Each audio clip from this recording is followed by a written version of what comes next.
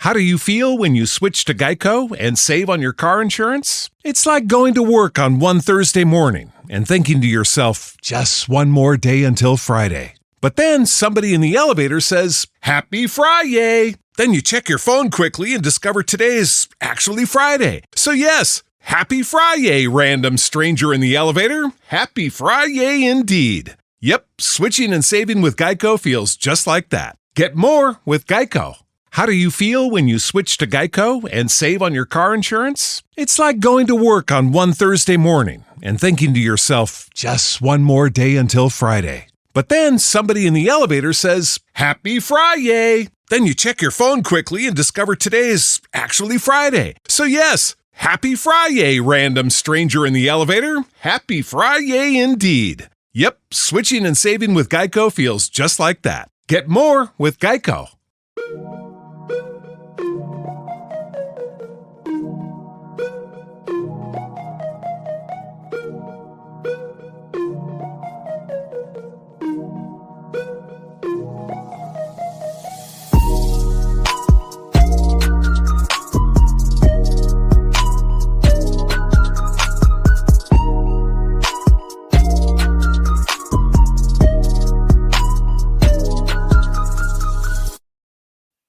Hello, everyone. Welcome back to another episode of Second and Saints. John Hendricks alongside Ross Jackson. It's a beautiful, crisp Saturday in New Orleans. The weather's starting to get a little bit warmer, which I think is good for Ross. For me, I'm like, great for me. Keep it cold. But Ross, my man, how are you doing this weekend? I'm good, man. I'm good. I'm excited for this weekend. I think this is going to be a very fun situation. Fun is probably a good way of putting it, for sure. I mean, look, we know what's coming, right? Like the Saints, they're 5-8. They're taking on the Commanders, 8-5. Commanders are like a 7.5 point favorite here. Dan Quinn, Jaden Daniels coming back to the Superdome. Marshawn Lattimore is going to make his debut for the Commanders, and then here's the Saints. Jake Haener is going to be their quarterback for Sunday. I think that they kind of knew this early on, but they obviously, I don't want to say a shtick, but leading on like, oh, we'll make the decision later, all this other stuff. But, Haener is the starter. He's going to lead this team. I think he has a lot of confidence in him. But, I guess my first thing would be, why did they pick Haener over Rattler? And are you surprised at this point? No, I'm not super surprised. I think that the idea of going with Jake Haener makes a lot of sense. They got to look at Spencer Rattler early on in the season. I made the contention that, or not the contention, but I made the case rather, that starting Spencer Rattler again would have made sense, but that both options made sense. Like there was no wrong decision here for New Orleans, in my opinion, between Spencer Rattler and Jake Haener. You either get a chance to see Spencer Rattler with a full starting offensive line, or you get an opportunity to finally see Jake Haener prepare as a starting quarterback. So I think that that's going to be a big part of what this is. It's an opportunity to get to see who Jake Haener is as a starter, as opposed to coming in relief. And I think that that's a smart choice by New Orleans to get an evaluation of both young quarterbacks this season. Right. I feel you. And the thing is, when this all happened, when Carr got hurt against the Chiefs, I mean, I thought that Haener would be the guy that they end up going with, that they chose Rattler, which, look, I wasn't upset at it either. That, like, I'd love to see both of these guys in action to see what happens. And then, with Haener, better late than never, I guess, if you will. Rattler's sample size, I think you just make all these correlations like, okay, what if Rattler had the full starting offensive line? What if Haener has Chris Olave in the mix, or, all these other different things that, or, where's Taysom Hill and all this other stuff? Like there's all sorts of things that you could bring here. But the bottom line is, with Jake Haener, he's been patient. He's been waiting. He's got this shot now. And look, the guy is confident as everything. And what's funny is you asked the question, he was interacting. He's like, what if I got to lose? Right. 5-8. I'm just going to go out there, play football, be confident. He's always got that chip on his shoulder because he's, kind of, I guess you would say, an underdog, so to speak, not being facetious or anything. But again, he's a guy that you can tell the confidence is there. He was obviously disappointed that he didn't get the start at the beginning, but he just kept going in the process. And look, we talked about it on this show way back when. One of the things that I remember he told me is like, when the season was over, he kept working. Like he was been working through the entire offseason. And the only break that he had for that was when he went to Paris. And then that's when he found out he had to face the skin cancer on his face and all this other stuff. But look, I think Haener's really exciting. I think they both have a lot of similarities, but their difference in the way they play is pretty noticeable. Yeah, for sure. I think Jake Haener does a good job of getting the ball out quickly. He's a very fast processor. It's always been a part of his game. And I think that he does have a little bit of the mobility. He can extend plays and all those other things. I think that like you have the usual rookie stuff. I mean, not rookie, but the usual like first time starter stuff that you're going to see, right? Like feeling pressure when it's not there, a little bit of unfamiliarity with the speed of the game and stuff like that. But the good news for Haener is that he's gotten the opportunities to come in second halves, get an idea of what the speed of the game actually feels like. So he might be a little bit more adjusted to that than your typical first time starter and everything. So I think all that kind of stuff kind of boils into it. But, we asked him, what kind of player should Saints fans be expecting? And he said he's going to be confident. He's going to go out there and let it rip. He's going to go out there and sling it. So, I mean, this is a guy that's coming in, and we've always talked about his confidence, right? We saw that during training camp in Irvine, especially. But like we've always seen that confidence. And I don't think that this is going to be a game where the Saints are necessarily going to come in and say, okay, we're just going to run the football. I think they're going to have to give Jake Haener his opportunities to go out there and throw. And so that confidence is really going to get an opportunity to ring through there. I don't know how successful it's going to be, if I'm being honest. Like typically first time starts for day 3 guys, not very successful. But aren't guaranteed to be successful by any stretch of the imagination. But man, like if you need something here, you got a run game, you got a starting offensive line, and you got a ton of confidence at quarterback. I'm excited to see what he's going to be able to do. Well, and everybody wants to be Brock Purdy, but that's just not the case here, right? Like, and for Purdy's what's that exactly? So again, and one of those things where you look at the Commanders. I mean, they have a top 5 passing defense, only giving up less than 191 yards a game through the air. They're getting Marshawn Lattimore back, so they're presumably going to get better. And so this does pose a little bit of a problem for Jake Haener, in the sense that passing's great, but he's going to have to be quick decision. He's going to have to process things quickly, which he said, being in this offense, and he really tipped a lot of a hat. And again, I'm pretty sure it was you that asked him about Andrew Janocko and kind of the influence that he's had on him. And so I'm not going to steal the thunder, but kind of share a little bit about what he said when it came to Janocko, because I know a lot of people don't really know these guys on the coaching staff, but we've taken a lot of time of getting to know them and being these behind the scenes figures too. Yeah. My 2 highlights from his answer to that question were when Janocko first got hired, he Jake Haener continuously reached out to him and saying like, hey, what are we doing when this happens? Like, how are we reading this? Like, what are we doing? All this other stuff. And then Janocko's like, bro, it's March. Like, leave me alone.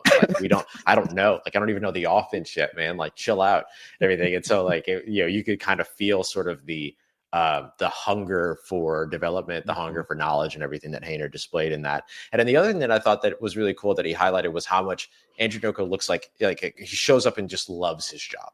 And just comes with an energy and everything that is infectious. And I think that is something that's huge for guys like Derek Carr, Spencer Rattler, and Jake Haener, and now Ben DiNucci, who get to experience that, come in and not only be excited to come into work themselves, but be excited because the guy that they're working with is incredibly excited and ready to go and like loves the job and everything like that. And so I think that goes a long way when it comes to developing these guys, because there's no quicker way to lose lose ground in development than to have somebody not want to develop. And I think every one of these guys wants to develop when they get to work with a guy like Janocko. Yeah, he's one of those. I mean, we talk about so much with the Saints and their coaching staff, and what it looks like that a lot of these coaches are coaching for a job, but he's been one of the guys that obviously have made a big impact. We saw it early on with Spencer Rattler and rookie minicamp, just how different the tempo was with the working of the quarterbacks. I mean, they're doing things that we've just never seen, and the vocality, if that's really the word, how vocal he was just one of those things where you caught on to it, where he's just on purpose. They're doing drills that are just out of this world. I mean, we were watching practice on Friday. They're rolling these like donut things, and the quarterbacks are basically having to scramble out to the opposite side, make a crazy throw on the run, which Ben DiNucci had some killer throws, but Haener is doing really well on it. But it's just these elements where, again, for the average fan who doesn't really see a lot of that, like there's a certain appreciation we have that we get to see for it. And we saw a lot of that during training camp. And look, Jake and Spencer, they both did really well in training camp. Like, I don't want anybody to misinterpret. Like, they both had their great days. And look, I know people are disappointed that Spencer's not going to get this opportunity. I know Spencer's disappointed that he's not going to get this opportunity. But at the same time, again, what does this team have to lose? And at the same time, you get a chance to at least look at what you have in Jake Haener. And I think that's pretty exciting for a team that's not going to rebuild, but also can a little bit assess what they have if beyond this year, if something changes, that they know what they have in this quarterback room. Yeah, I have to agree with that. Like, no matter how this goes, good, great, poorly, not so great, however it goes, it influences and gives the New Orleans Saints information about what they have to be ready for post Derek Carr. Because I don't think Derek Carr signing an extension in New Orleans. I don't think that there's any situation where Derek Carr is your starting quarterback for the next 5 to 10 years. His age kind of already rules that out of the question. And so you don't really have a surefire long-term option on your roster right now. And Spencer Rattler had 3 games. Unfortunately, during that time, unfortunately for him, didn't really do things that proved that he would be that long-term option. And we know how quickly the NFL moves, right? So you can consider that unfair to Spencer Rattler. Totally fine. It's unfair to everybody. The NFL moves very quickly when it comes to these young quarterbacks. And then now you get maybe a game. We'll see how many games Jake Haener actually gets here to find out if they feel that they have something there that becomes an option post-Carr, or if they feel like they have no option at that point post-Carr. And it sucks. It sucks that decision might be made off of 1 game for one guy and 3 games for another guy. But that's unfortunately the way that the NFL works. And that's how quickly things change. And especially with a new head coach on the way, potentially, i.e., unless Darren Rizzi gets the full-time gig, that's going to have an impact. So I think that's the thing that kind of works here for New Orleans, is that they'll have gotten an opportunity to see every quarterback that they have on their roster that's a viable option for the future, to find out if they truly are viable options for the future. I don't think they need to add to the room. Like, I'd be happy with them bringing the same people back, which, look, we expect Derek Carr to be back. Yeah. Like, I mean, that's just, financially we know, and then the no trade clause, all this other stuff. Like, let's not kid ourselves that Derek's most likely the starting quarterback for this team in 2025, and whether you feel great about that or not. But, look, when Spencer Rattler came on board, I don't know that anybody realistically said, okay, well, Rattler's going to be this guy that just comes in, and you always want like a CJ Stroud situation or a Jalen Hurts or something. But Rattler was a quarterback that needed some time to develop, and they NFL Rookie Watch would have to disagree with you, buddy. Fair, right? Of course. Many scouts are saying.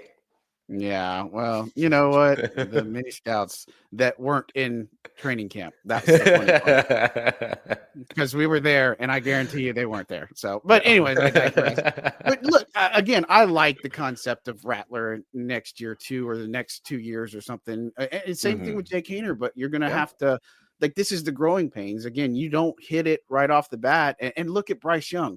He was struggling. He was playing like crap for all intents and purposes. Right. And obviously this year was tough for him. But when he was able to come back in, you see a completely different quarterback. And I think that was one of the things where I'm like, okay, could Spencer Rattler do that against Washington? I think it's a tough ask because it's Washington. They're a really good defense. Dan Quinn has an excellent defense at his disposal. But at the same time, let's see what they have in Jake Haener. And I feel like for fans, he's a guy that I think both Spencer Rattler and Jake Haener, you can get behind these guys. Like, you see them in interview, you see their, like what Dennis Allen used to say, their moxie, or their way they carry themselves, the attitude, the confidence.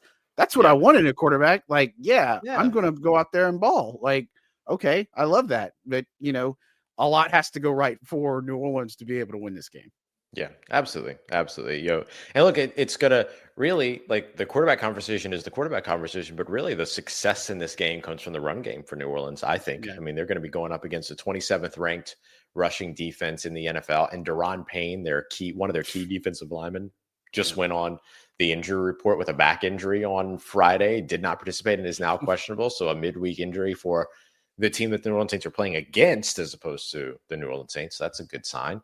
But that's big. Now, the Saints were going up against the number 29 ranked run defense last week that had just lost Dexter Lawrence for the season on its defensive line, and they did not take advantage of that. So they'll need to take advantage of it here against Washington. But I think that like that becomes the biggest thing outside of course, the defense and Jaden Daniels and the run game and all those other things. That's going to be the other kind of big question mark this weekend.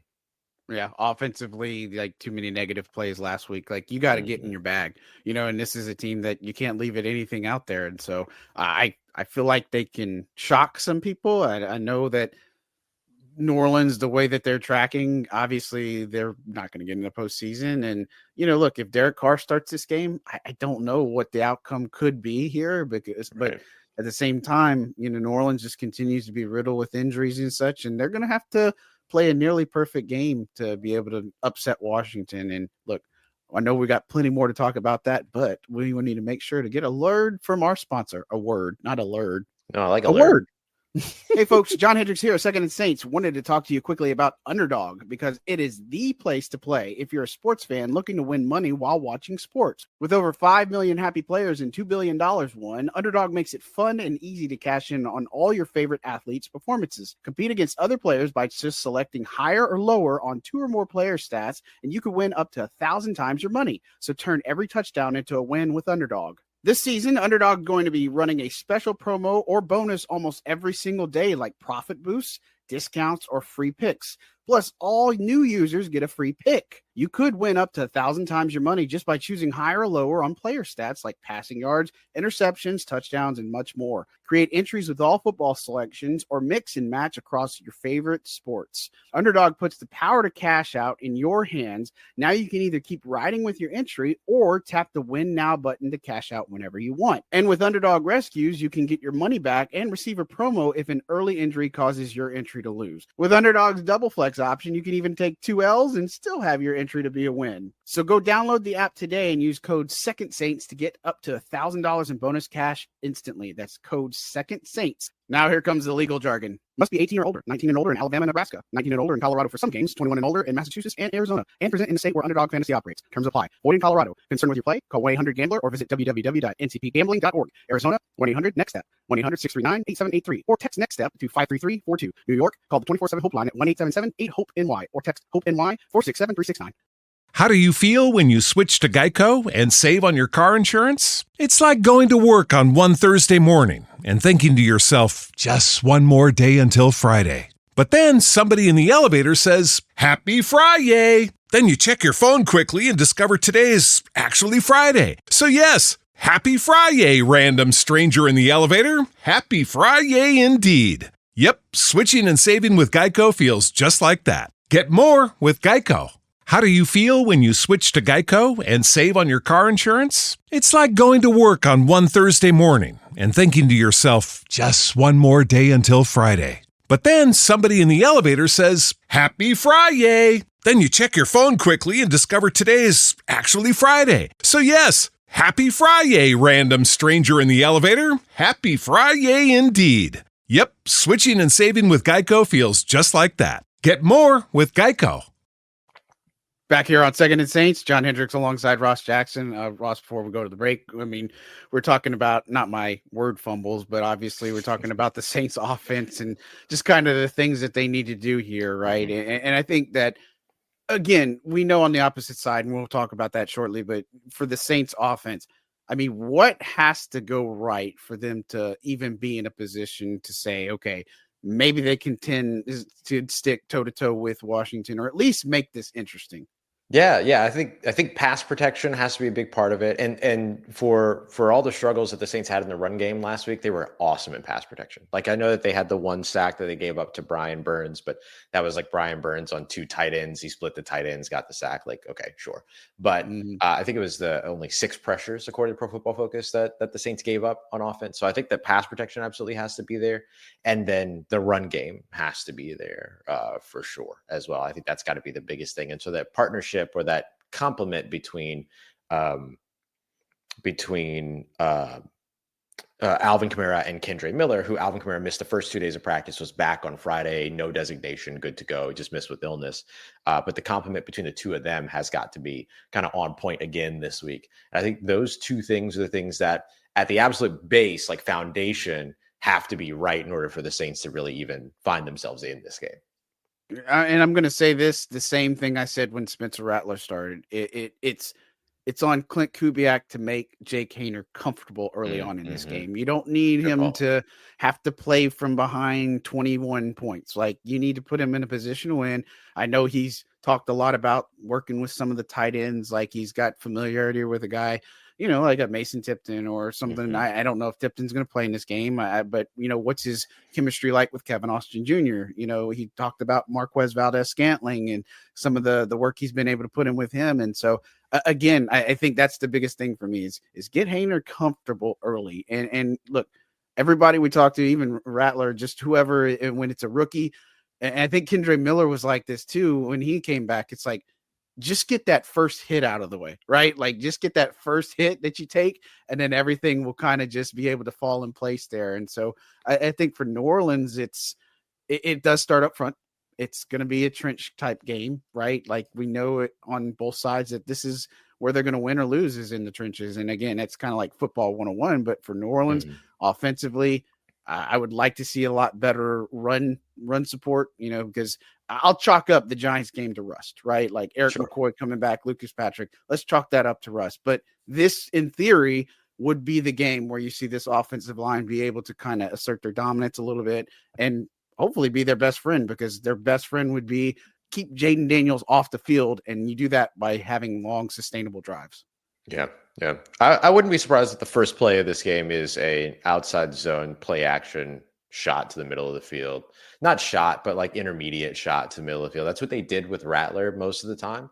So they kind of started him off with kind of this nice, comfortable, get the pocket moving, play action, get your back, get your eyes out there, all that kind of stuff, and then be able to look towards the middle of the field. Other than that, I imagine it'd be like an outside zone run and then like an inside run with Kendre and then maybe a shot after that. But I wouldn't be surprised to see them do that. The reason why I think that this team does need, like John and I are sitting here and we're talking about like, oh, they need these things to kind of go perfect. One of the reasons why I think that that's the case is because, like, just looking at quarterbacks that were drafted in day 3 since 2017 that have started games, typically not successful.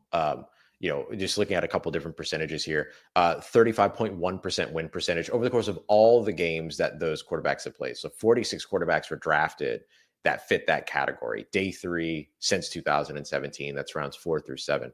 23 of those quarterbacks have gotten the opportunity to start some kind of game. So 50% of those quarterbacks, John, have seen action.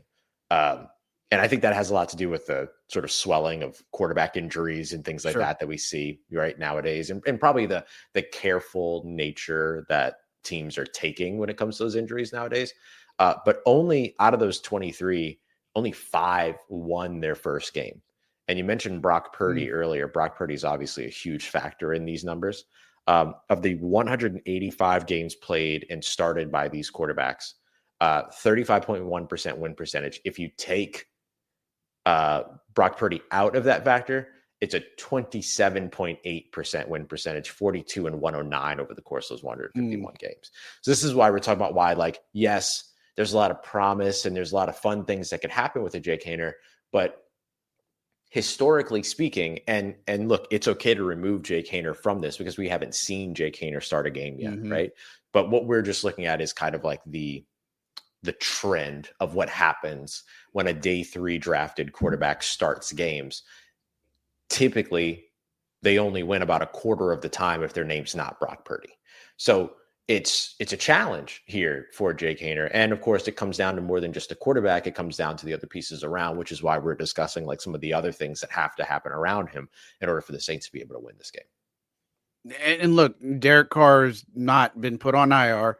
Right. He's doubtful going into this game, and it's not necessarily like the concussion protocol, only one step, and that's like a practice, if you will, and then he's not asymptomatic or anything like that, or he's asymptomatic. So it's one of those where it's interesting that he's not ruled out. Like, I feel like they did this again when the last time. I don't know if this is going to be Jake's only start, like, because you got Green Bay right behind you on the Monday Night Football game, but that's also an extra day. again, Derek's going to try to do everything he can to get out here, but this may be the only start Jake Haener has. And again, if he plays well, I don't know that you rush Derek back and say, okay, well, he has to play against the Packers because it's cold weather. I don't know, whatever narrative you want to say, but what does a good day look like for Haener to say, okay, let's at least turn to him and let us give a chance against the Packers? Yeah, I love that question. 60% of passes completed, I think, is going to be a big benchmark right now. His career sits at 48.3%, excuse me. But that's him coming in relief and stuff like that. It's very different. You don't have a rhythm and all those other things. So I would say completing 60% of his passes is big, like 200 passing yards, and then like a pair of total touchdowns, right? It could be a rushing touchdown on a short yard situation. It could be a passing touchdown. It could be 2 passing touchdowns, 2 short rushing judgment, whatever, it doesn't matter.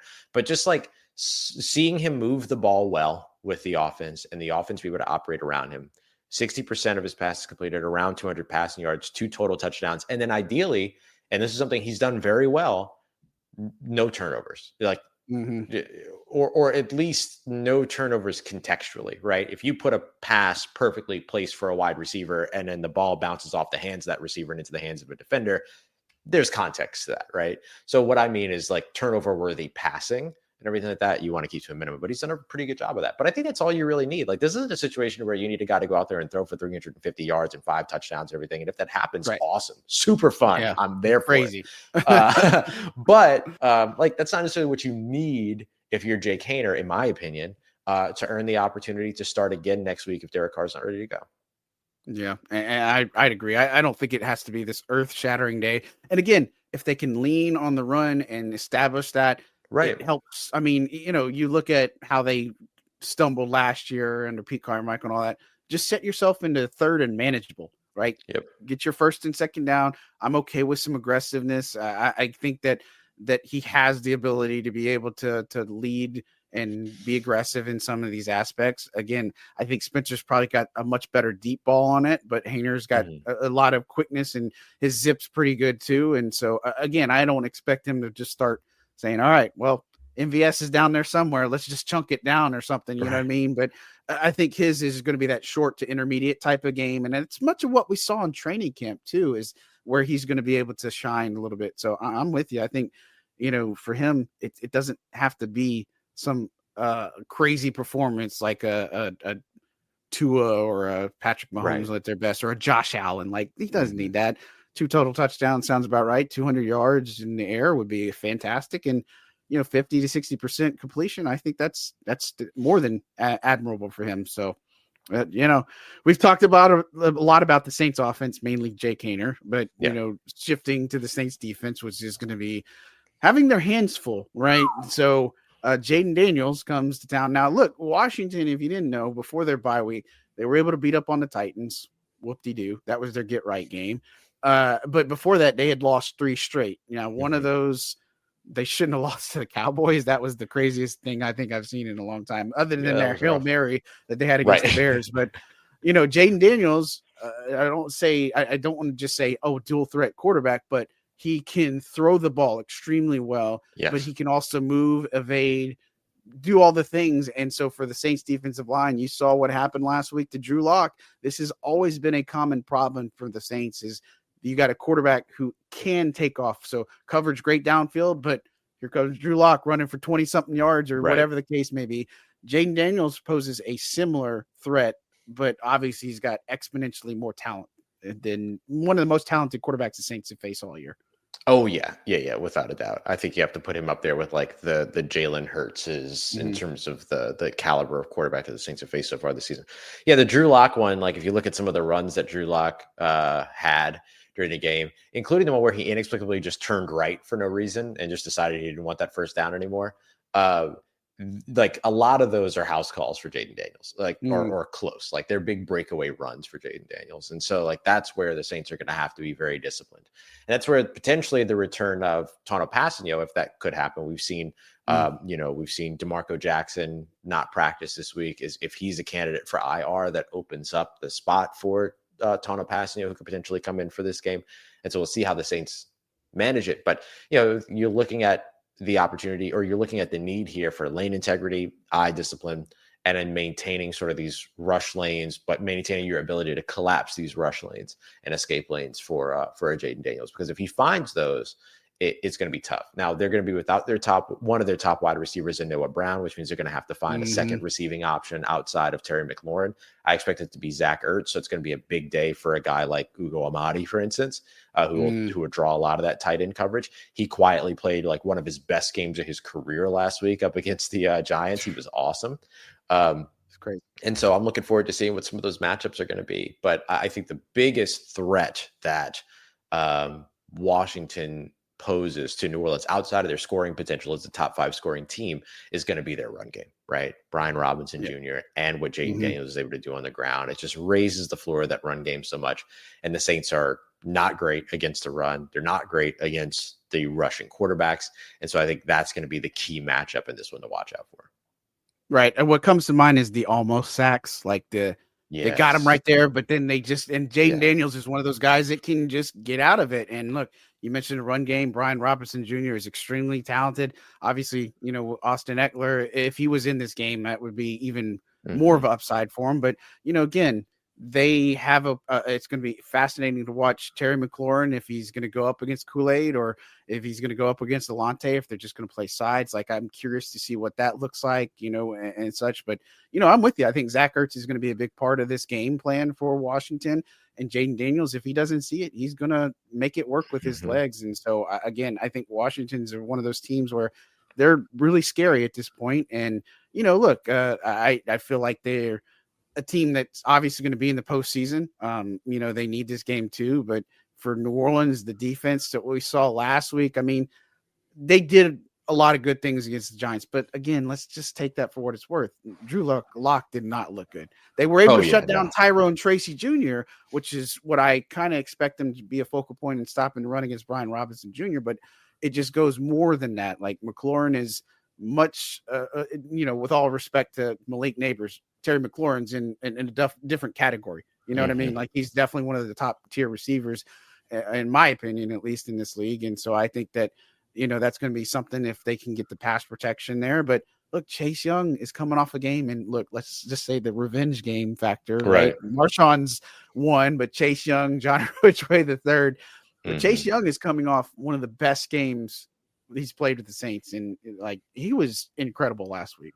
Yeah, he was awesome. He tied a career high according to Next Gen Stats and pressures. He had 10 total pressures. Pro Football Focus actually counted it as 12. Different analytic sites count things differently. The biggest thing, and he mentioned, I think it was on Wednesday when he spoke with New Orleans media, that like he feels like he's pass rushing better than he ever has throughout his career. The big thing is getting, you mentioned the almost sacks, is getting the sacks. I believe it was going into last week. He and Carl Granderson are the 2 defensive players with the least amount of sacks of all the players with at least 40 pressures in the NFL. And so I think that that's the number that you'd like to see come up. But pressure is pressure. Pressure helps your secondary. Pressure helps your defense. Like, there's nothing needs to be taken away from the success of that. You just like to see more of those plays end in sacks, but those guys have been really disruptive. However, I don't know that they're going to be very active as pass rushers in this game. I imagine a lot of it is going to be what we call mush rush, right? Where they end up putting themselves in position and hand fighting and staying in one place, or not staying in one place, but hand fighting to a landmark and then holding that landmark so they could easily shed and take up a rushing lane or an escape lane for Jaden Daniels. So I wouldn't be surprised to see that the pressures potentially tick down this week in the greater interest of maintaining the ability to be able to collapse those escape lanes that Jaden Daniels might look for in the run game. Yeah, and again, he's going to be the focal point, and I just don't know. I think for New Orleans in this game, as we kind of look at, I don't think we have to guess here. We know who's going to win this game, right? Like, we know who we'd at least predict to win this game. New Orleans, yeah, for sure. It's a matter of, can you keep up blow for blow with the Commanders? You know what I mean? Like, I know the Commanders, like when the Cowboys played them, the Cowboys weren't supposed to win that game, and it was Cooper Rush and all this other stuff. But special teams could be a leg up here. No pun intended or anything like that. Like, it's something that you could obviously benefit from here. That could be like a silent assistant here. And what the the Rizzy magic is like with opposing field goal kickers and stuff like that. Yeah. So And a kicker like result. Washington kicker Zane Gonzalez was on the injury report all week with a left foot injury. He got a little left foot going on. And so something to watch out for when it comes to that too. Yeah. And so I just think it's for them to go, if they can stand toe to toe, if they can put themselves at least into be within 2 possessions, I guess is what I say. That's really the thing. If you can keep it within 1, great. But if you can realistically say, okay, we can at least weather some of the storm early and then be able to try to at least keep it within the 2 possessions, I think the Saints could have an opportunity. Now, I don't know about you. I think Washington's going to win this game. I don't think anybody that would look at this game would think that the Saints are going to win. But I mean, I don't want to speak prematurely for you and just assume. But what do you think? Yeah, no, I think it's Washington's game. I predicted Washington to win this game at the beginning of the season, honestly, and everything. And we didn't even know how good Washington was going to be at that point. But the thing that I will say here, though, is the middle quarter is what I'm going to be watching. So that's kind of 7.5 minute mark in quarter 2 to the 7.5 minute mark of quarter 3, I think is going to be a really, really important area of this game. My good friend David Harrison, who's over at the Locked On Commanders podcast, talks a lot about the Washington approach, the Dan Quinn approach, being a lot like a boxing match, to where the first quarter is a lot of like feel it out. And then kind of the middle portion of the game, which is where we've seen the Saints take a little bit of a dip over the course of the season. And then the middle portion of the game is when they really come out trying to land the big punches. And then if they can't land those punches and they get into the fourth quarter, then they kind of start to panic a little bit, because it's like, oh no, we thought that was going to work. That didn't work. What do we do now? What do we do now? What do we do now? And then the second half Cliff Kingsbury stuff starts to happen. Or the late season, late game Cliff Kingsbury stuff starts to happen. So that's been sort of the rhythm of the Washington Commanders. So the other thing that doesn't have anything to do necessarily with offense or defense or special teams, just kind of all of it encompassing. If the Saints want to pull off an upset here, that middle quarter, from the middle of the second quarter to the middle of the third quarter, might be the most important spot where they have to do something that they haven't done much of throughout this season, which is outperform the team on the other side during that portion. If they can do that, they might be able to kind of get Washington back to a little bit of that lack of balance that they showed over the course of that 3-game losing streak. All gas, no breaks. I mean, that's all literally gas, what no was breaks. And I don't know that we've seen a game like that other than Dallas, maybe. You know what I mean? Like, I don't think we've seen that out of this team. Is that, and again, regardless of whether it was Rizzy or Dennis Allen, like their third quarters just aren't good. Like they're a team that, for whatever reason, when they come out of the half, they just don't look that particularly good. And so they're going to need it. They're going to need to pull out all the stops and be aggressive, do what they can. I mean, again, 5-8, what do you have to lose? You got to win this game. There is no like, we'll make it up next week, because you got the Packers right behind here. So these 2 games, as we sit here and kind of close, if Rizzy manages to win these 2 next games, I don't think it's a debate anymore. I know Aaron Glenn is probably the guy, like the front runner.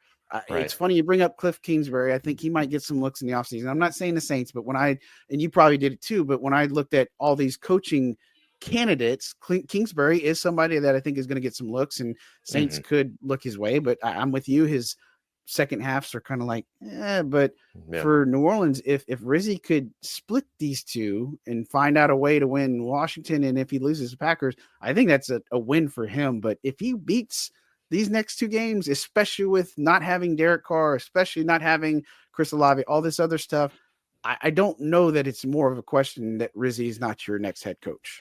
If Rizzy wins in Green Bay in particular, like I think you're right, like winning both of these games is huge for him. But if he wins in Green Bay in particular, it will remind me of the 9-0 victory that Dennis Allen had in, what was that, 2021?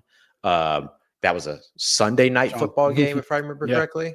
Yep. So it was a national TV win over, a surging Super Bowl team. Tom Brady led, all this other stuff, everything. And that became the marquee victory for Dennis Allen. And it remained the marquee victory for Dennis Allen throughout his coaching career. And everything, like throughout his coaching tenure with New Orleans. But like that was the marquee thing.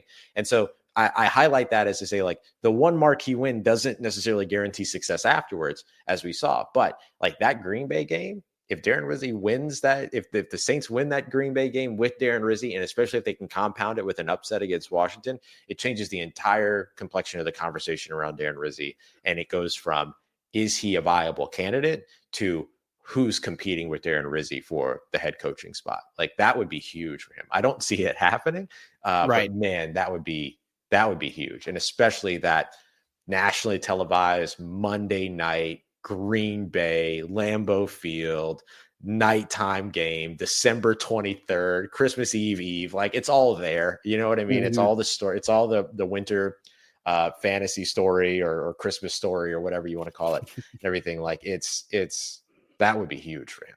Huge. Right. And make no mistake about it, Green Bay, I mean, they're trying to keep pace with the Lions. I mean, they're right on your heels, right? And so, again, it's not like a thing where they're no Green Bay's going to be in the playoffs, right? Detroit's Right. going to obviously be in the playoffs, and Minnesota's probably another team that's going to be in the playoffs. I mean, the playoff bracket for the NFC is pretty clear without the exception of what does the NFC West look like and what does the South look like? You know what I mean? Right. Like, those are the two things that are yet to be determined. The Rams are surging right now. You know, Seahawks are a team. Can they hold on? You know what I mean? It's a very important Seahawks game are for a the team. Packers. Yeah, I mean, but you know, like I know what you meant by that. I know exactly what you meant by that. Like, they're a team that is doing this thing, but I just love like the Seahawks are a team. Yeah. That's really all you have to do to be competing in the NFC West, the NFC South, or the AFC South, is simply be a team. Sure. Yeah. I mean, again, you know, you saw what chaos the 49ers are in. I mean, Devondre Campbell, he just pulls the Antonio Brown. What's that? I'm out of here. Who was who was it that retired at halftime for the Bills in that one game? Oh, gosh. Vernon Davis. No, not Vernon Davis. Not Vernon Davis. Vernon, no. Oh, gosh. Man, hold on. It was a DB, right? It was Vontae Davis. Vontae Davis. No. Micah Hyde. Wasn't it? Oh, or was it? No, Vontae it was Vontae Davis? Davis. It's definitely Vontae Davis. Yeah, Vontae Davis definitely retired at halftime. Yes, he was like, I'm out. I'm okay, good. that's what it was. Yeah. He said, yeah, that was bizarre. But you know, again, I just think that you look at even if whoever makes it, like, the South is not that strong. I mean, I picked the Bucks all along, but you know, again, the Falcons continue to be in free fall mode, and Bucks are going to have a hard challenge with the Chargers this weekend. So I don't know how it plays out, but the only realistic path in this 1%, less than 1% chance for the Saints, which again, we're doing this again, but they have to win. They have to pull off basically two of the most improbable wins, and they would have to beat the Raiders, and they would have to beat the Buccaneers at the end of the year. It would set up a really interesting showdown at the end of the year. But again, if Rizzi can pull off these next two, I don't care what happens after that. Like, those two games would prove that he should be it. But, you know, we'll see. I don't think, you know, when we talk on Sunday after the game, I think we're going to be talking about how the Commanders came in and imposed their will, and, you know, Saints just come up short and like they did. And we wouldn't be surprised by that. But if it does, I'm going to tell you, it's going to be really interesting here in New Orleans. But, well, Ross, as we're wrapping up here, as always, you tell everybody what you got going on at Locked On Saints and LouisianaSports.net. Yeah. Locked On Saints is already episodes up in terms of what to expect from Jake Haener's first start and all those other pieces over at Louisiana's. And then, of course, we'll be live after the game, just like we'll be live here after the game. And then over at LouisianaSports.net, I'm working on a deep dive piece. I shared some of the percentages and win percentages and things like that when it comes to day 3 since 2017 quarterback starters. I'm going to dive a little bit deeper into all of that in terms of like completion percentages and, you know, touchdown to reception ratio, like all those other things. And so I'll have that piece up later on Saturday to help get you primed and ready for Jake Haener's first start. What you got coming up, bud? Well, I just put out a little editorial on Jake Haener, just kind of talking about what he said yesterday and or Friday. And look, again, go check that out. Just a lot of cool quotes and get to know Jake Haener a little bit, you know, I guess is what I would say. And of course, one of the things that I'm really trying to work on is this kind of rookie angle, and it's something that's more for the back half of towards the end of the year, but just kind of getting some of these rookies, their perspective, what they've learned, all these different things. So keep an eye out for that. That's going to be coming. So, but man, Ross, another show in the books. We're almost to 80 shows here at Second and Saints. So it's been crazy. Yeah, man. So, they let us do 80 shows. I know, right? Like, Man, it's nuts. And look, it doesn't happen without you guys at home. I really appreciate all your support, and I know Ross does too. And look, we all have our own thing that's going on. There's a lot of people that do exactly what we do. And look, some people do it better and some people do it, in their own flavor. But we're just us two, and that's what you get with it. It's us two on whatever it comes to the table. You know what I'm saying? Like, that's literally what it is. And so we just appreciate you guys tuning in. Obviously, don't forget to hit the like, subscribe button. A lot of fun stuff coming down the pipeline, and we hope you're here for it. So, Ross, any parting shots, thoughts, remarks before we get out of here? I'm going to keep the peace. I'm going to keep the peace today. Okay. We'll keep the peace, man. Yeah. Hey, nothing wrong with that. like I have something that would actually start trouble. Leave it to Ross to start trouble. Sure. That's okay. All right. Well, on that note, let's not let Ross get in trouble, guys. Thanks so much for tuning in. We will talk at you very shortly. Be sure to stick with us and check us after the game. Thanks a lot. I'll have a good one. Thanks. Love you. How do you feel when you switch to Geico and save on your car insurance? It's like going to work on one Thursday morning and thinking to yourself, just one more day until Friday. But then somebody in the elevator says, Happy Friday! Then you check your phone quickly and discover today is actually Friday. So yes, Happy Friday, random stranger in the elevator. Happy Friday indeed. Yep, switching and saving with Geico feels just like that. Get more with Geico. How do you feel when you switch to Geico and save on your car insurance? It's like going to work on one Thursday morning and thinking to yourself, just one more day until Friday. But then somebody in the elevator says, Happy Friday! Then you check your phone quickly and discover today is actually Friday. So yes, Happy Friday, random stranger in the elevator. Happy Friday indeed. Yep, switching and saving with Geico feels just like that. Get more with Geico.